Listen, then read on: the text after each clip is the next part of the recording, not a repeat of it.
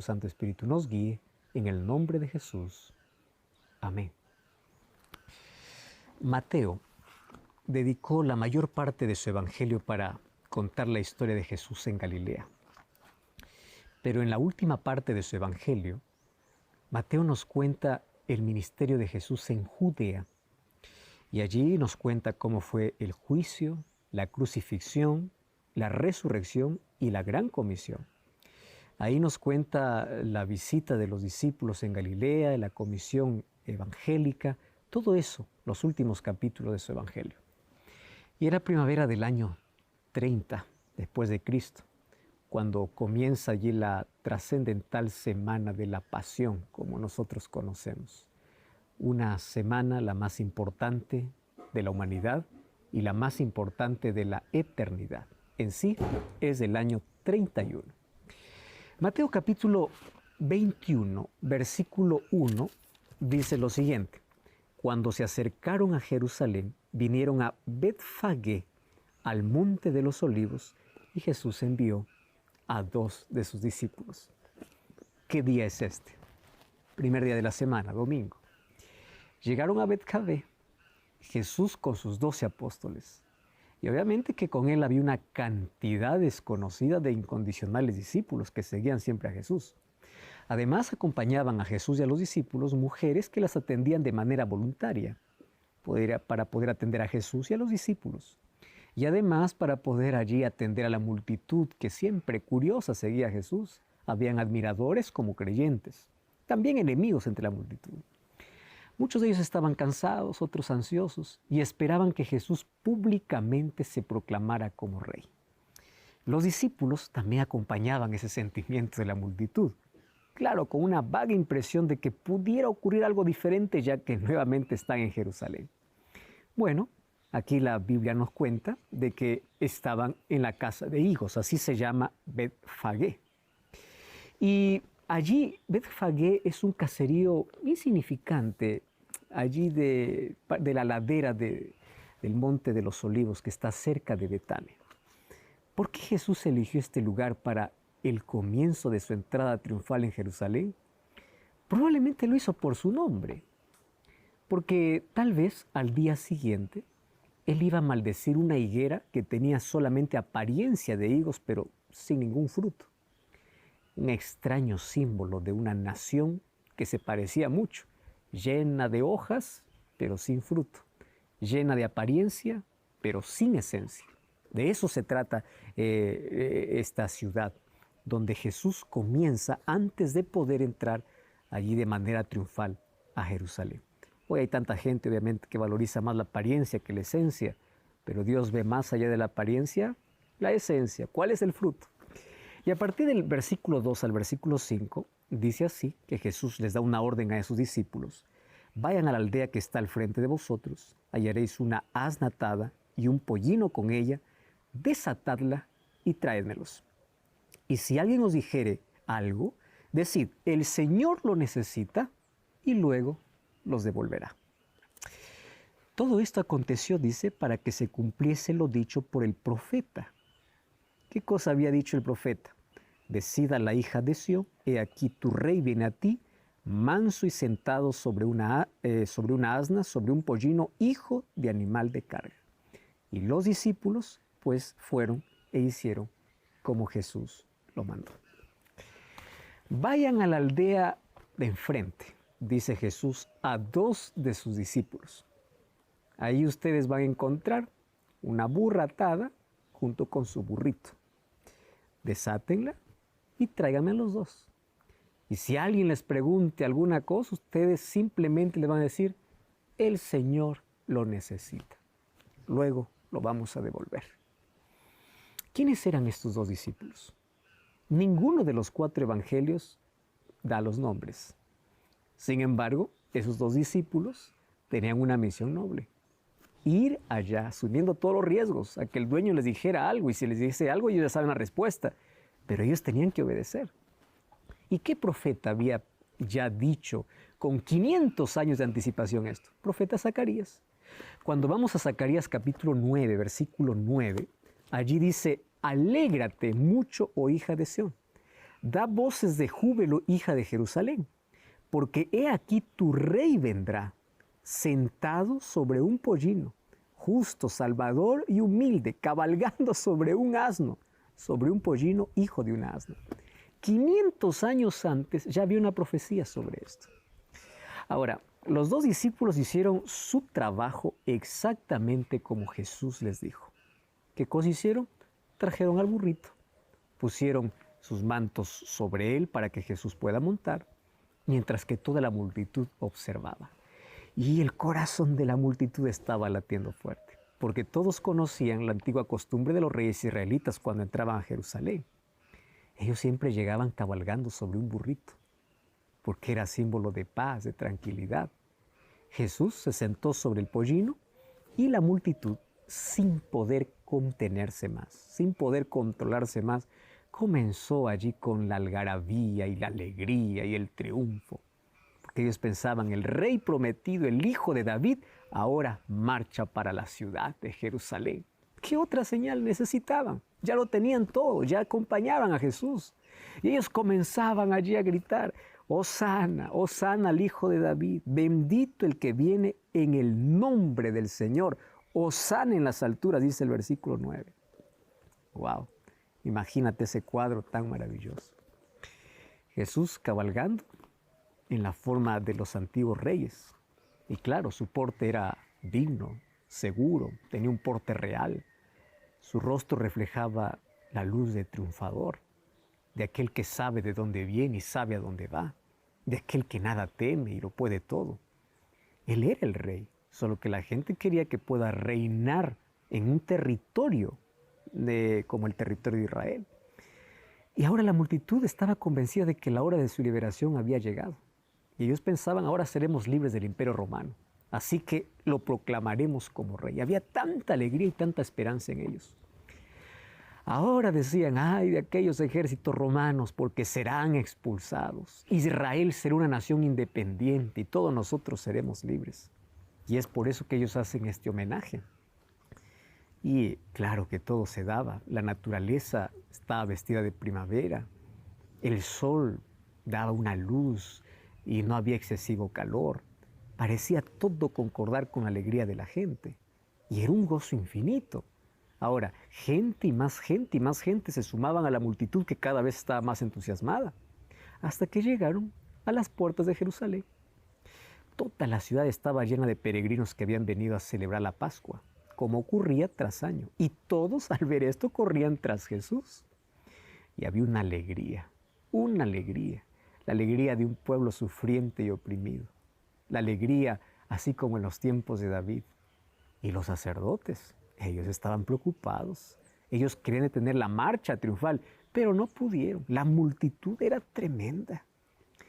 Y claro que nadie sabía que al fin de esa misma semana todo ese júbilo de esa gente se transformaría en odio, en burla, en escarnecimiento, en muerte. Pero ¿sabes quién sabía? Jesús. Nadie sabía que el reino que Jesús había traído no era un reino que ellos querían. Más bien Jesús había traído un reino que ellos rechazaban, el reino de Dios. Ese reino que el pueblo había desechado hacía mucho tiempo. Jesús vio a ese pueblo sin fe. Jesús vio la malicia de los sacerdotes, vio la envidia de ellos, vio las ganas de vengarse y de destruirlo. Vio las angustias presentes y futuras de la nación. Él vio la destrucción de la ciudad, la dispersación de la gente. ¿Y sabes qué dice el texto, el versículo 11 o el versículo 10? Que Jesús lloró. Y lloró por todos ellos. Y ahí exclama, si tan solo hubieran entendido la verdadera naturaleza de su reino, hubiese sido diferente su historia. Solo que ellos querían apenas un reino terrenal. No querían el reino de los cielos que Jesús les estaba ofreciendo. Ahora fíjate algo interesante. Esa noche Jesús pasó en Betania. Evidentemente, pues él se había hospedado allí desde el viernes, según el libro de Marcos capítulo 1 o el capítulo 11, versículo 1. Y allí en Betania, pues allí se había hospedado en casa de Lázaro, ¿verdad? Porque eran amigos muy cercanos. Y Mateo capítulo 21, versículo 12 hasta el versículo 22, habla de lo que ocurrió al día siguiente. El día lunes ocurren dos hechos destacados. Bueno, las palabras de fe que secan una higuera y la purificación del templo. Mateo no los cuenta en secuencia, los cuenta en orden invertido. Sin embargo, el incidente de la higuera pues ocurrió el día lunes muy temprano, por la mañana. Y eso es lo que vemos en Mateo 21, 18 hasta el 22. Allí dice que por la mañana, volviendo a la ciudad, tuvieron hambre.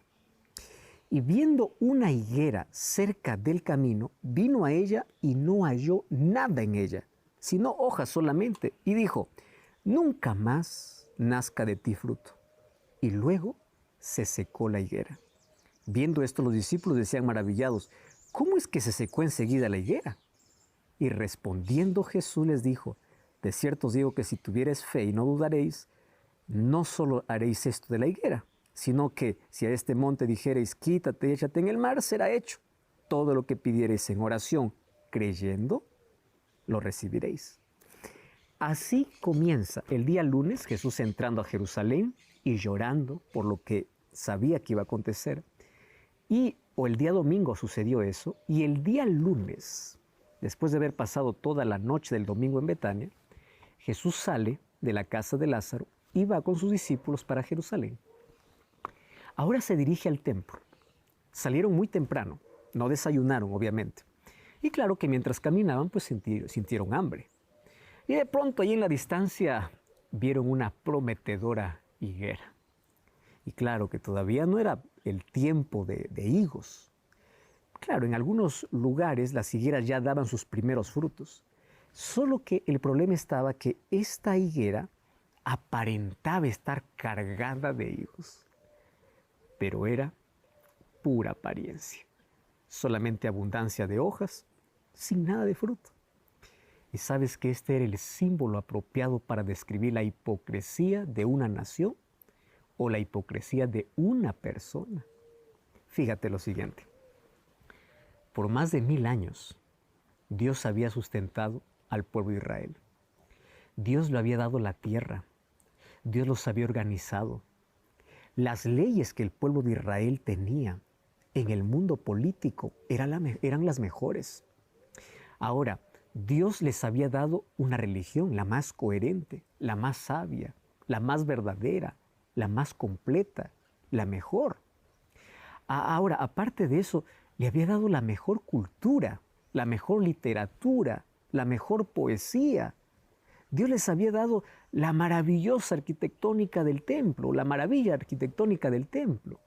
Dios les había dado inteligencia, les había dado el mejor estilo de vida de toda la tierra, les había dado una visión universal y una misión para poder beneficiar a todas las naciones del mundo. Entonces, ¿qué más faltaba? Ellos tenían todo que Dios los había dado, pero, ¿sabes? Se parecían a la higuera. No tenían frutos. Eran como aquella higuera llena de hojas, pero solo hojas. Por eso es que Jesús le dice, nunca más vuelvas a dar fruto. Y luego la higuera se secó, representando lo que iba a suceder incluso con el pueblo de Israel. Los discípulos no entendieron el mensaje. Fíjate, porque la hipocresía religiosa también los alcanzaba a ellos, como también alcanza hasta nuestros días. No importa quién sea, si es solo religioso de apariencia o aparenta no creer en nada, o como los ateos que aparentan, es toda hipocresía. Entonces, la verdadera religiosidad, la verdadera piedad es aquella que da frutos, pero no para sí mismo, da frutos para Dios. Entonces, allí viene la pregunta, ¿cómo es que se secó tan pronto la higuera? Los discípulos preguntaron eso. En vez de preguntar cómo llevar fruto, ellos querían saber cómo se secó la higuera. Jesús convierte que esa pregunta los lleva al reino espiritual. Y Jesús les dice, si ustedes tuvieran fe y no dudarían, pues ustedes podrían todo. Pero no sé lo que ustedes quieren. Ahora, ustedes aquello que quieran tienen que pedir a Dios en oración. Y sus pedidos tienen que estar en armonía con Dios. Y sabes que aquí hay 3 cosas que intervienen. Número 1, el pedido que ustedes hagan la fe con que pidan y la voluntad de Dios que concede. 3 cosas. O sea, si el pedido coincide con la voluntad de Dios y se pide con fe, Él concede la petición. La oración es una conversación con Dios, con el objetivo de poder integrar nuestra voluntad con la voluntad de Dios. Entonces, cuando hay integración de la voluntad humana con la voluntad divina, entonces el ser humano puede pedir lo que quiera, porque sus pedidos están en armonía con la voluntad de Dios, porque siempre querrá lo que Dios quiere, y Dios lo concederá todo. Así, de esa manera vivía Jesús. Por eso es que la orden que dio a la higuera no era una orden caprichosa, no era una orden egoísta. Esa orden tenía como objetivo de enseñar una lección profundamente espiritual. ¿Qué lección? De frutos y de fe. Y no solamente para los discípulos, sino también para los creyentes de todos los tiempos. ¿Y qué cosa es lo que Jesús nos quiso enseñar? Mira, ve, que no importa la apariencia que tú tengas, Dios quiere ver frutos. ¿Entiendes? En la vida encontramos muchos religiosos que tienen una apariencia correcta, una conducta correcta, pero no tienen un relacionamiento con Dios. Personas que están llenas de hojas, pero sin frutos.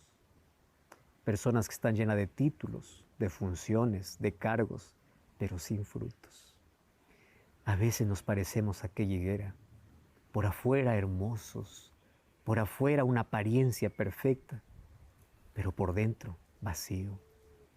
Y sabes, Dios quiere transformar nuestra situación.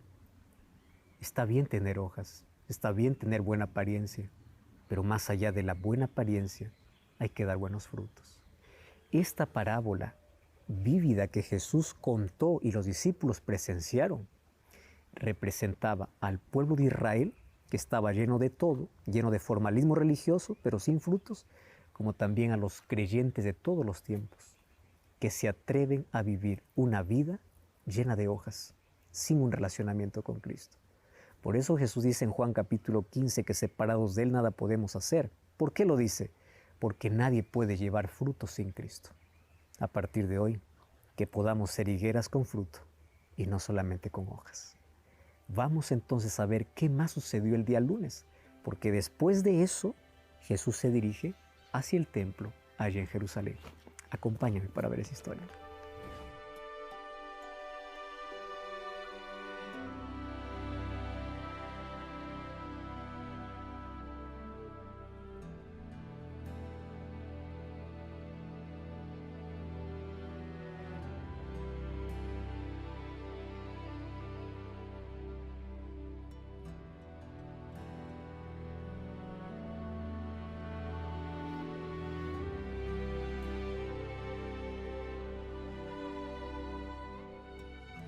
Después de la parábola en acción que Jesús hizo allí con la higuera, Jesús continuó su viaje hacia el templo. Y allí en el templo ocurrieron hechos relacionados con la purificación del templo. No era la primera vez, es la segunda vez que Jesús lo hace. Y eso lo encontramos en el libro de Mateo capítulo 21, versículo 12 hasta el versículo 17. Allí dice que entró Jesús en el templo y echó fuera a todos los que vendían y compraban en el templo. Volcó las mesas de los cambistas y las sillas de aquellos que vendían.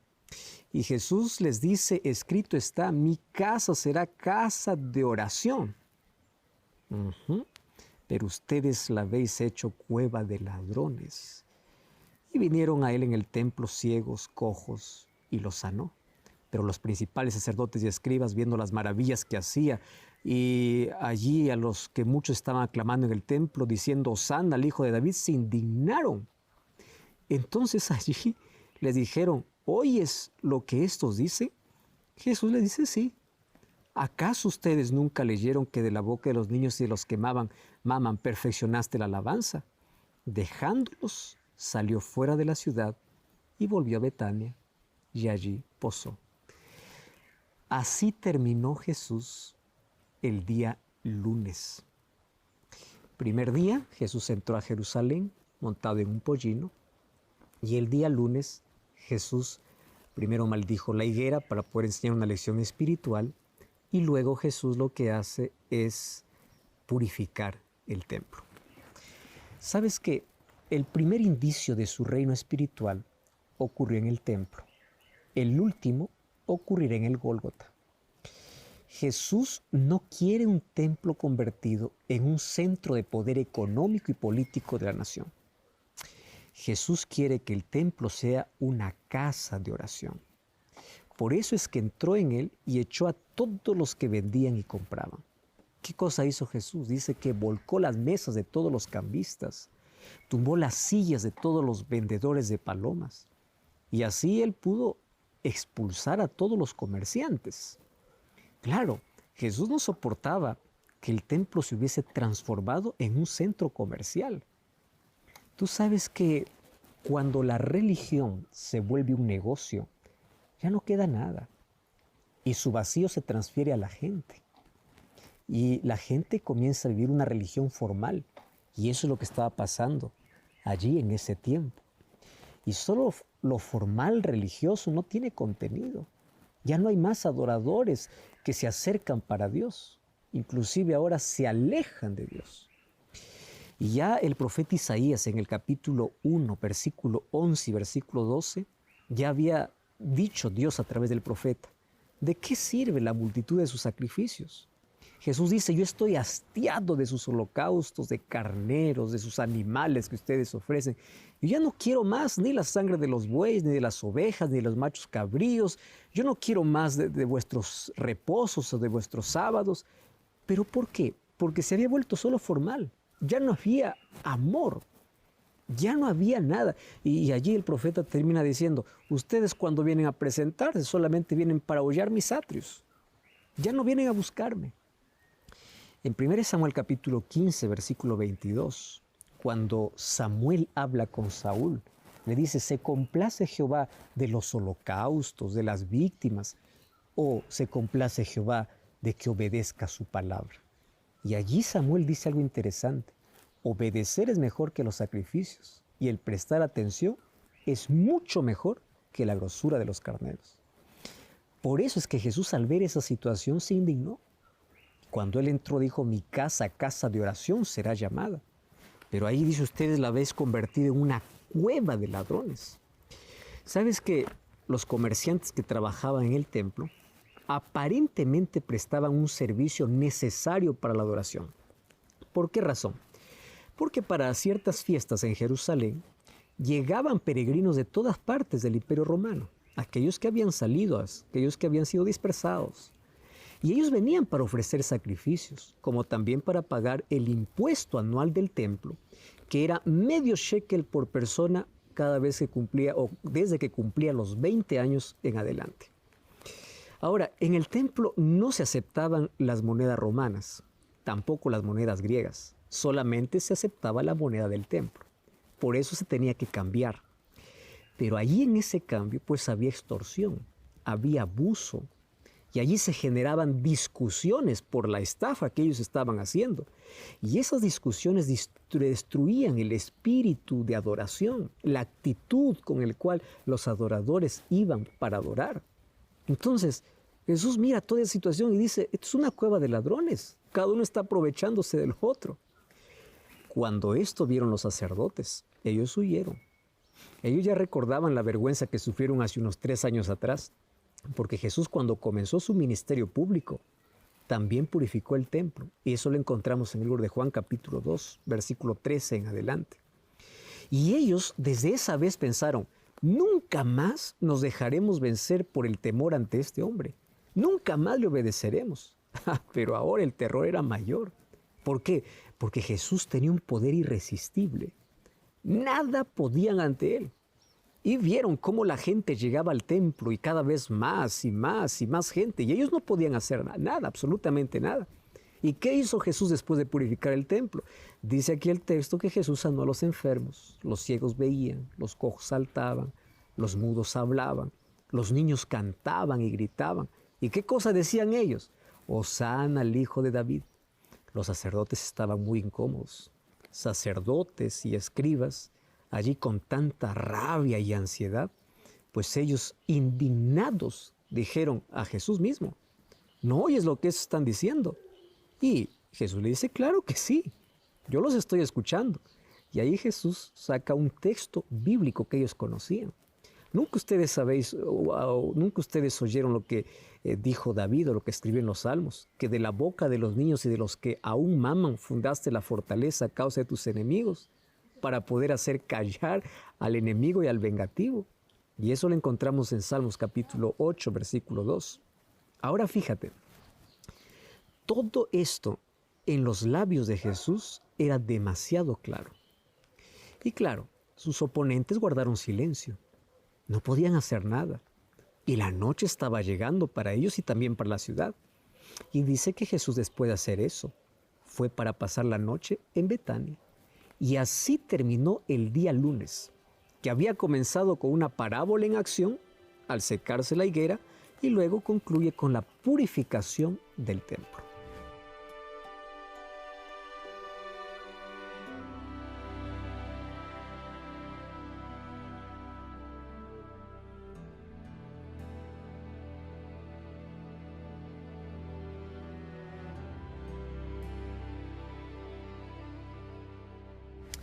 Ahora Mateo nos cuenta lo que sucede con Jesús el día martes.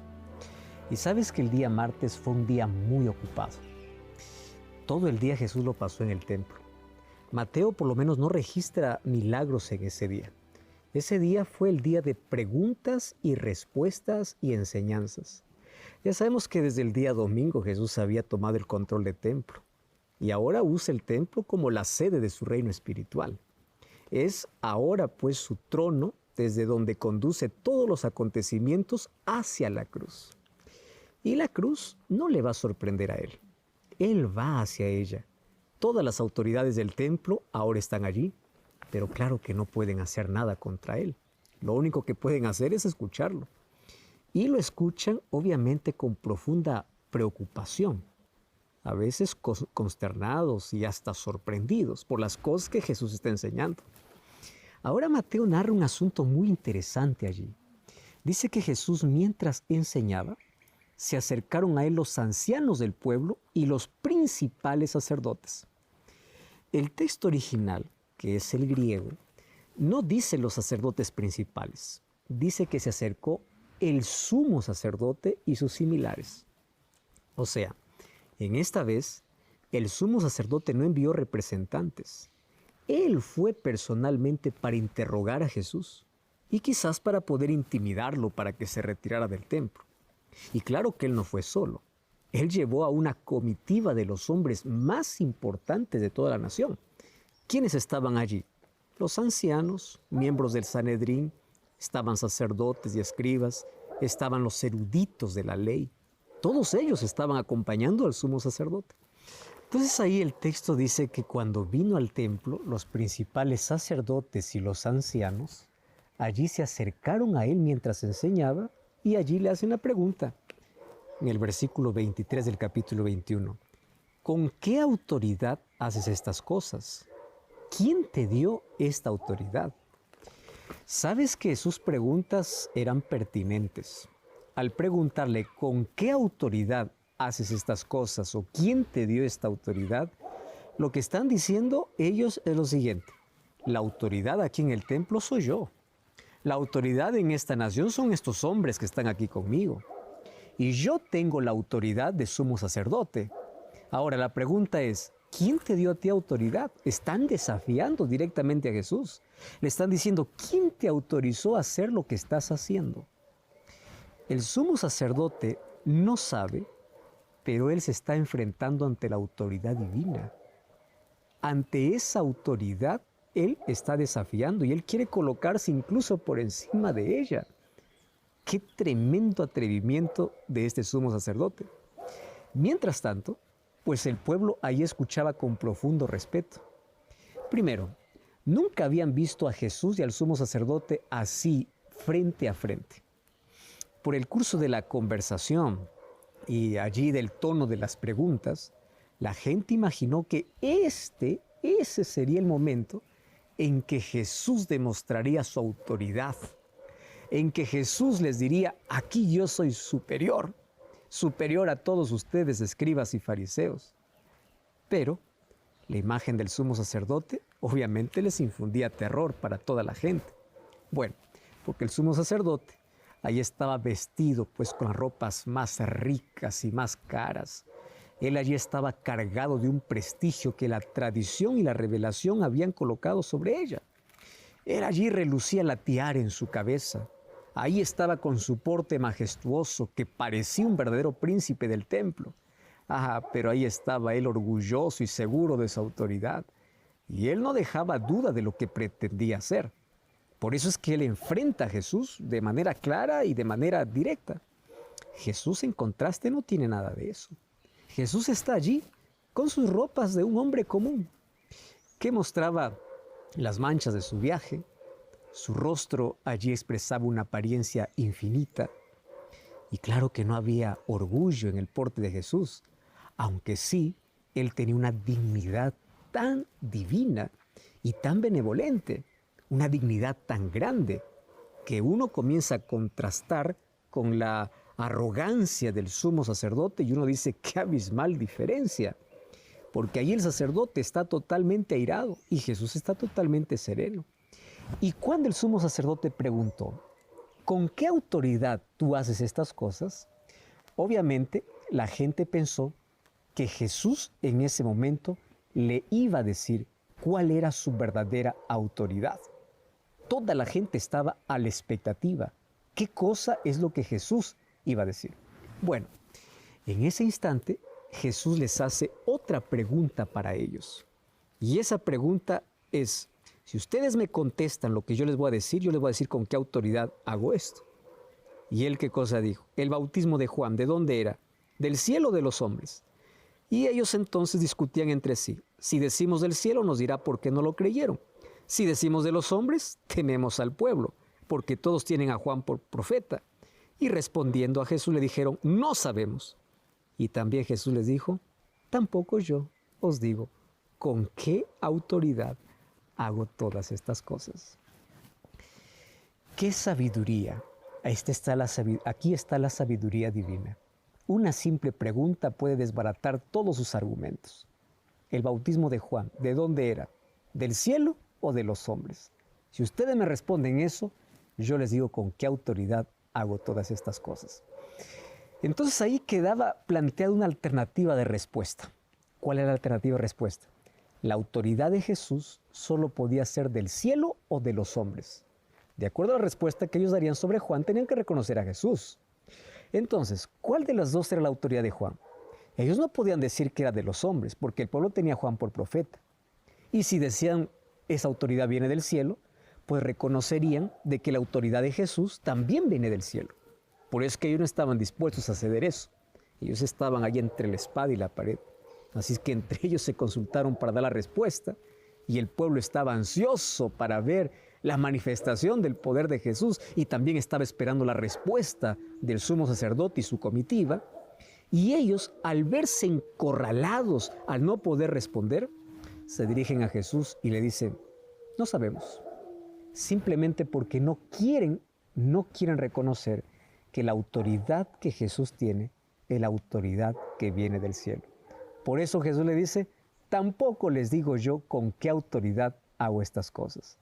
De esa manera, obviamente que quedaba abierta la posibilidad de que no podían impedir que Jesús continúe enseñando en el templo. Y para todos quedó la respuesta clara, la autoridad que tenía Jesús era la autoridad divina. Y Jesús continuó enseñando durante todo el día allí en el templo. ¿Qué otras enseñanzas encontramos allí? Ahora veremos, porque a partir del versículo 28 al 32, Jesús cuenta una parábola relacionada al sacerdocio y al pueblo de Israel.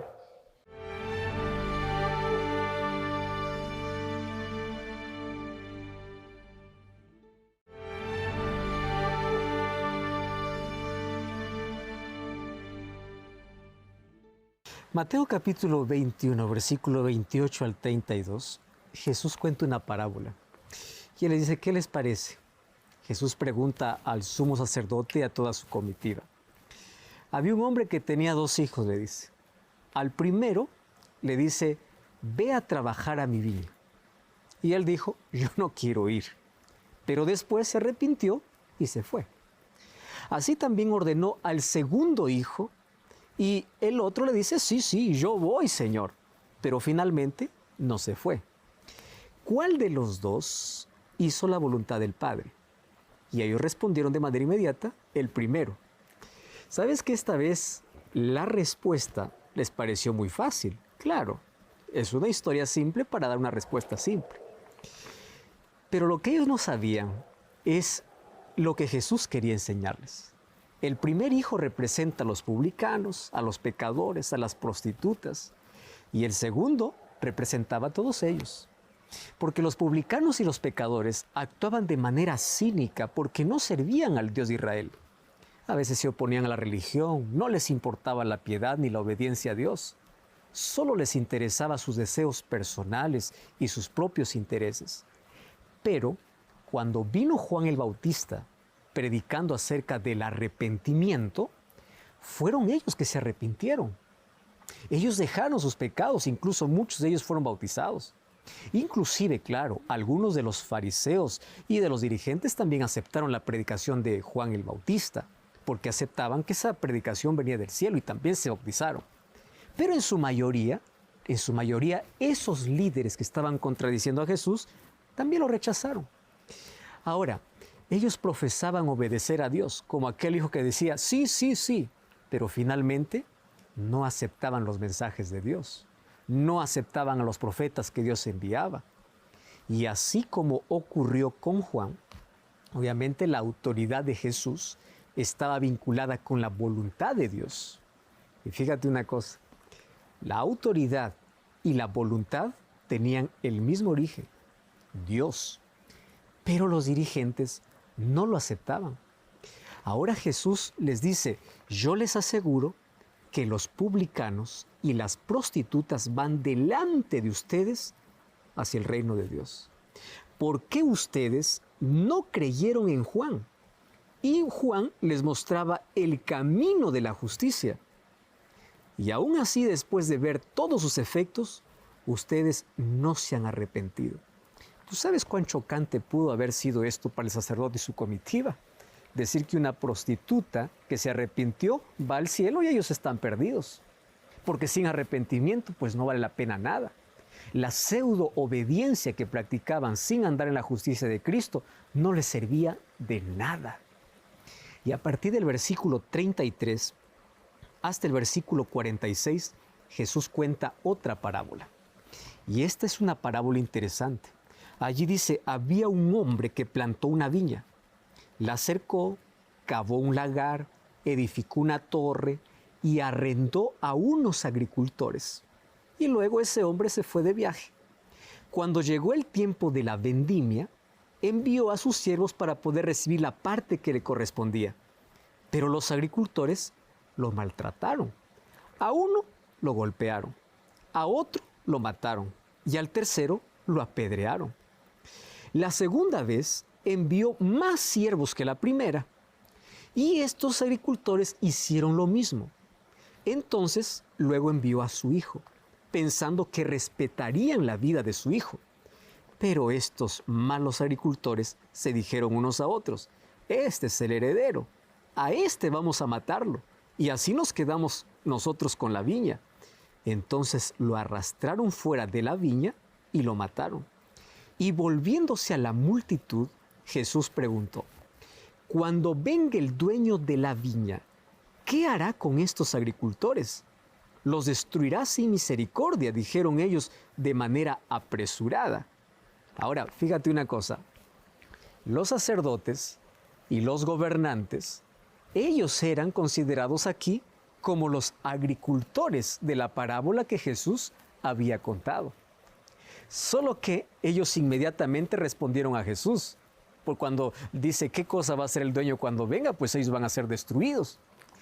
Y apenas terminaron su respuesta, ellos se dieron cuenta de que el significado de la parábola eran ellos. Y ellos mismos se habían condenado con sus propias respuestas, porque inmediatamente ellos recordaron lo que El libro de Isaías, o el profeta Isaías, ya había dicho en el libro de Isaías capítulo 5, versículo 1 al 7, ahí cuando dice, ahora cantaré por mi amado el cantar de su viña. Mi amado tenía una viña fértil, le había cercado, lo había plantado de vides escogidas, había edificado una torre en medio de ella, había hecho también en ella un lagar y esperaba que diera uvas, pero dieron uvas silvestres. Y ahora termina el texto diciendo, ciertamente la viña de Jehová de los ejércitos es la casa de Israel. Entonces, si la viña era la casa de Israel, ¿quién eran esos malos agricultores?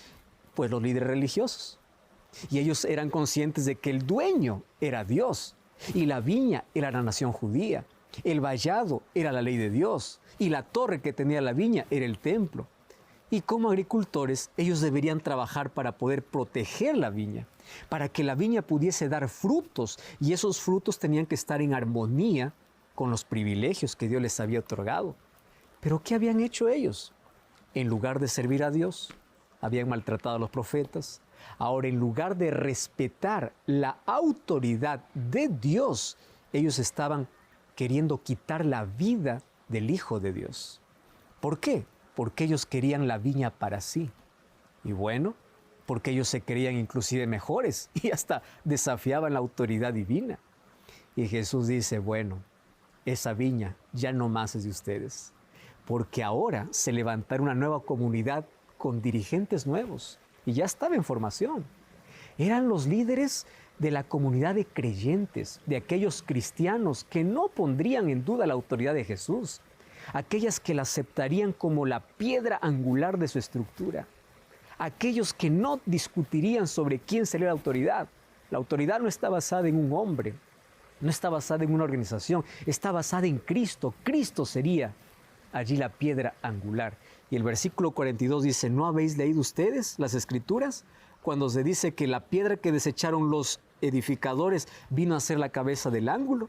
O sea, aquella nueva comunidad tenía a Jesús como fundamento. No tendría a Pedro, ni a Santiago, ni a Pablo, ni a ninguno de los otros apóstoles, sino Cristo sería el fundamento principal de la iglesia. Fíjate y presta atención aquí. En el capítulo 21, comenta lo que sucedió el día lunes o el día martes, que fue un día lleno de enseñanzas. Discusión probablemente, pero dejó en claro Jesús su misión y lo que quería hacer y lo que estaba haciendo. El día miércoles, Jesús dedicó aquel tiempo exclusivo para la oración. Fue el último día de comunión. Y luego vamos a ver que el día jueves Él realiza la cena, la última cena con sus discípulos, y luego es arrestado, juzgado injustamente, y el día viernes es crucificado.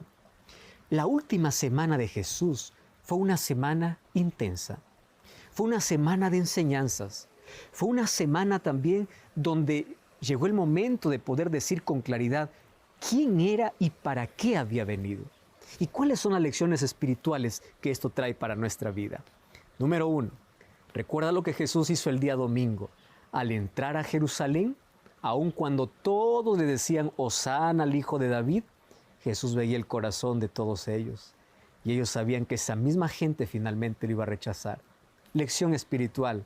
Hoy tú puedes estar cantando y alabando a Dios, Hosana, pero Dios conoce que probablemente en algún momento lo vas a fallar. Y sabes, Él llora. Jesús, así como lloró por Jerusalén, llora por todas las personas, por nuestra indiferencia, por nuestra ingratitud. El día lunes Jesús comenzó maldiciendo una higuera, y esa higuera fue maldecida. ¿Por qué? En lugar de dar frutos solamente daba hojas. ¿Será que nuestro cristianismo solamente es de hojas y no de frutos de arrepentimiento? ¿Será que estamos llenos solamente de hojas? Jesús purifica el templo. El día martes Jesús comienza a enseñar. Y esas enseñanzas llegan para nosotros, para enseñarnos cosas importantes para la vida. Dios desea el arrepentimiento de cada uno de nosotros. Dios desea nuestra obediencia. Dios desea nuestra respuesta. ¿Cómo responderemos ante un amor tan grande? ¿Cómo responderemos ante un sacrificio tan grande? Durante la última semana que Jesús estuvo aquí en la tierra, fue la semana más importante de la historia y la semana más importante del universo, porque en esa semana se decidió nuestra salvación. Jesús en el Getsemaní, Él pudo haber desistido, Él pudo haber regresado, Él pudo haber dicho, esta copa es muy amarga como para poder beberla. Yo no necesito más colocarme en lugar del ser humano. Pero Él se fue hasta el fin. ¿Y sabes por qué? Porque pensó en ti, porque te vio a ti, vio tu sinceridad, vio tu deseo, vio que tú no te ibas a resistir ante la influencia del Espíritu Santo. Y Él vio que a muchas personas no serían indiferentes a su amor. Por eso, hoy quiero hacerte una invitación muy especial. Si Jesús un día tomó la decisión de sufrir todo lo que sufrió solamente por salvarte, ¿cuál es la decisión que hoy tú debes tomar? Y nuestra decisión debe ser, mi respuesta al amor de Cristo es mi entrega. A partir de hoy tú puedes vivir con Él. A partir de hoy puedes aceptar a Cristo como tu Salvador. A partir de hoy puedes conocer más del plan de salvación a través de su palabra. A partir de hoy puedes comenzar una nueva vida y una nueva historia a su lado. ¿Cómo responderás a un amor tan grande? Vamos a escuchar una linda música y mientras escuchamos, vamos juntos a hacer nuestra entrega a Jesús. No podemos ser indiferentes, no podemos darle espalda, no podemos rechazar un amor tan grande.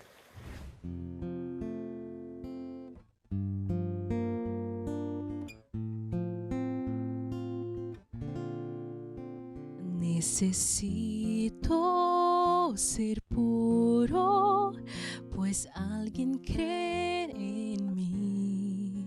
Necesito ser justo, fiel hasta el fin. Son tantas miradas intentando encontrar en mis propios pasos camino al hogar. Necesito ser fuerte, hay mucho a que enfrentar. Pedir de rodillas, poder para andar. Son tantos pesares y el mal cerca está, que nada en el mundo desvíe mi mirar. Mis labios son tuyas mis manos, mis pies donde quieras allí estarán, y que alrededor conozcan el Dios a quien sirvo y sepan que vivo mis días enteros para ti. Mis sueños te entregué, mis bienes, mi futuro, para estar donde pidas, tener lo que dieres y ser lo que quieras, que seas mi Dios. Mis labios son tuyas mis manos, mis pies donde quieras allí estarán, y que alrededor conozcan el Dios a quien sirvo y sepan que vivo mis días enteros, y sepan que vivo mis días enteros